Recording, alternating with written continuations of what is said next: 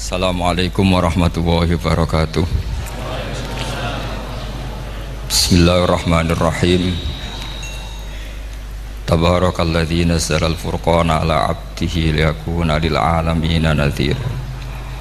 Allahumma shalli wa sallim ala sayyidina Muhammad wa ala alihi wa sahbihi wa barik wa sallim asma'in. Amma ba'du. Berbicara tentang ilmu tafsir, ada beberapa ulama yang menghindari kata tafsir karena makna tafsir itu memaknai atau menduga apa yang dikehendaki Allah. Tentu itu sulit. Satu, bahwa faktanya kita sudah tidak bisa komunikasi dengan Allah karena tidak ada wahyu lagi. Misalnya kita kiai atau kita ma'arif atau kita santri atau kita orang soleh, kemudian kita tidak bisa melakukan apa yang kita katakan. Terus kita lah, kita kena kritik, misalnya atakmurunan nasa bil birri wa tansawna anfusakum wa antum taslunal kitab. Terus kita katanya bisa ngomong tapi tidak bisa melakukan, terus dikritik dengan ayat itu mestinya tidak tepat. Karena itu asbabun nuzulnya adalah orang-orang Yahudi, karena tahu bahwa sifat Rasulullah itu ada di Taurat, mereka menyuruh keluarganya itu masuk Islam, tapi mereka sendiri tidak mau Islam. Kemudian turunlah ayat atakmurunan nasa bil birri wa tansawna anfusakum wa antum taslunal kitab afala ta'qilun.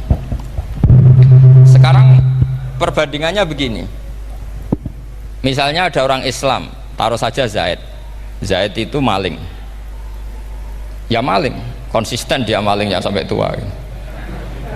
Terus menurut Anda Zaid yang muslim ini, Zaid itu muslim tapi maling, jangan bilang maling tapi muslim, dia itu ya. Kemudian Zaid bilang ke anaknya, "Cung, kowe aja dadi maling, dadi santri sing soleh, sing maling bapak tok."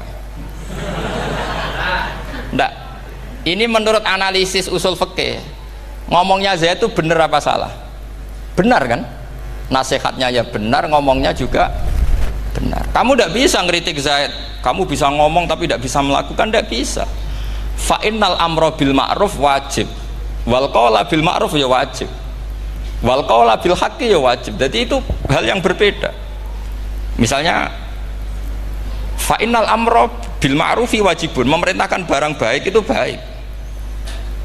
Wa innal qawla bil haqqi ya wajib, mengatakan yang hak itu ya wajib. Berarti Zaid tetap kena khitab, kamu harus nasihati anak secara benar, kamu juga harus ngomong hukum secara benar.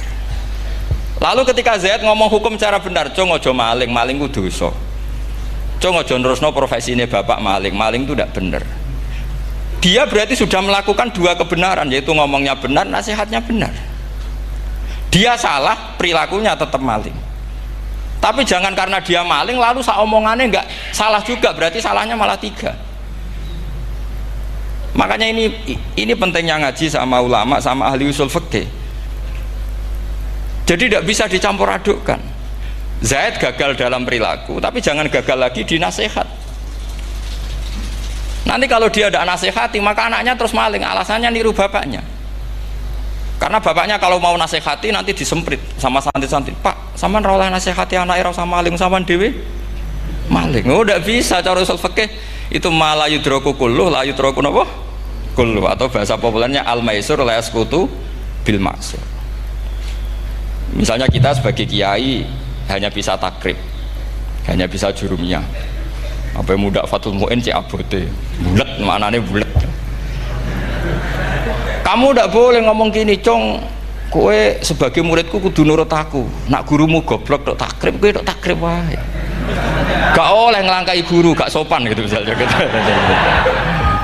Gak boleh gitu. Tetap kita ngomong, "Cung, kowe aja koyok aku, kowe kudu alim fatul mu'in, alim fatul wahab."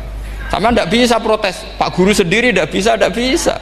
Kebenaran tetap sebagai kebenaran, meskipun kita tidak kuat melakukan atau tidak bisa melakukan. Lagi-lagi ayat itu sebenarnya ada untuk kita, untuk orang Yahudi, atakmurunan nasa bil birri wa tansawna anfusakum wa antum taslunal kitab. Sebab itu istidlal dengan Quran itu memang resikonya tinggi.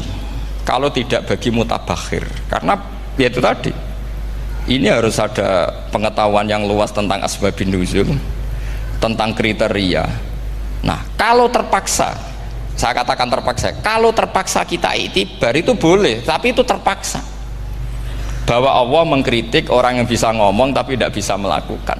Tapi itu secara usul fikih itu runyam. Teori ini runyam sekali, fatal. Sama lihat tuh di kitab Bajuri atau di kitab-kitab fikih yang lain. Ketika Shahibil Burdah atau Shahibil Bur'ah itu yang Imam Busiri itu, Muhammad bin Busiri itu. Niku salah nama tapi kadung populer. Jadi sebetulnya Imam Busiri itu Shahibil Bur'ah, bukan Shahibil Burdah, tapi kadung terkenal Burdah, kita ikut-ikutan apa? Burdah. Imam Busiri itu ngeluh, saya ini orang yang banyak kesalahan. Di antara salah saya adalah saya bisa ngomong tapi tidak bisa melakukan. Yaitu saya ngomong misalnya orang supaya tahajud, saya tidak tahajud.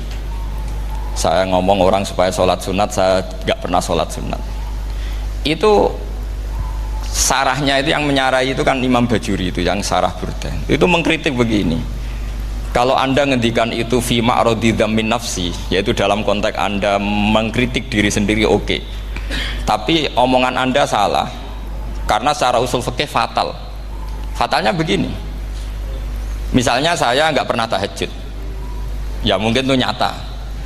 Oke, mungkin itu nyata. Apakah kemudian saya tidak boleh mengatakan at-tahajjudu sunnatun? Apa saya diwajibkan diam hanya karena saya tidak pernah tahajud, terus saya seorang kiai yang haram mengatakan at-tahajjud sunnatun?